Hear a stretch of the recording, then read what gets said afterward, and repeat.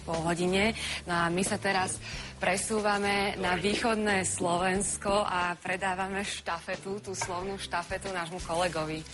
Aj odovzdávame Zdenovi Zubákovi. Zdeno Zubák by mal byť už pripravený a pozve nás na jednu zaujímavú akciu. Predovšetkým Prešovčania, vyleštite si svoje fotoaparáty. Zdeno? No preberám štafetu Dobré ráno z Košíc a presne tak, ako ste spomínali, ideme fotografovať. Mestskifotograf.sk, to je webovská stránka, ktorú založil Braňo Švorc. Braňo, prečo vznikla táto fotka? My sme už spomenuli v úvode v Bratislave, v bratislavskom štúdiu, že by si mali všetci Prešovčania naleštiť svoje fotoaparáty.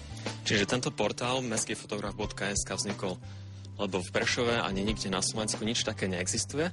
Aj mnoho fotografov, amatérskych ľudí, čo bežne fotia a nikde to nedávajú, čiže ja im dám takýto priestor, aby sa tu ukázali, aby ukázali svoje zábery a prezentovali vlastne svoju tvorbu. Akým spôsobom to bude prebiehať? Viem, že web je rozdelený na niekoľko kategórií. Čo všetko teda môžu Prešovčania fotiť a ako sa prihlásiť na web?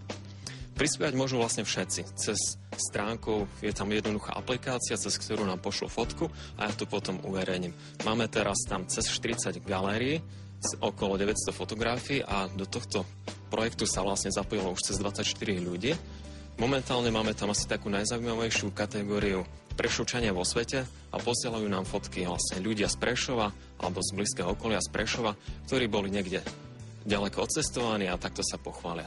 No ale vraj môžeme fotiť aj architektúru, keďže sme sa dozvedeli práve na tomto webe, že možno mnohí Prešovčania nepoznajú ani svoje ulice, ako sa volajú.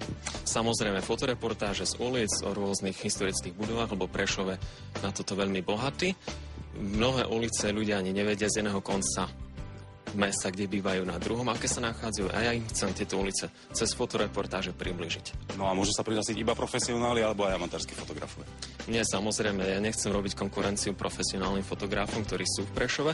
Ja chcem dať hlavne priestor mladým ľuďom, ktorí fotia a nemajú priestor, nemajú sa ako ukázať, aby to tak ich trošku zjednotilo a ukázali sa. Ďakujem, Braňo, za tieto informácie. Nezabudnite mestskifotograf.sk, no a ja už pozývam svojich ďalších dvoch hostí. Sú to milí hostia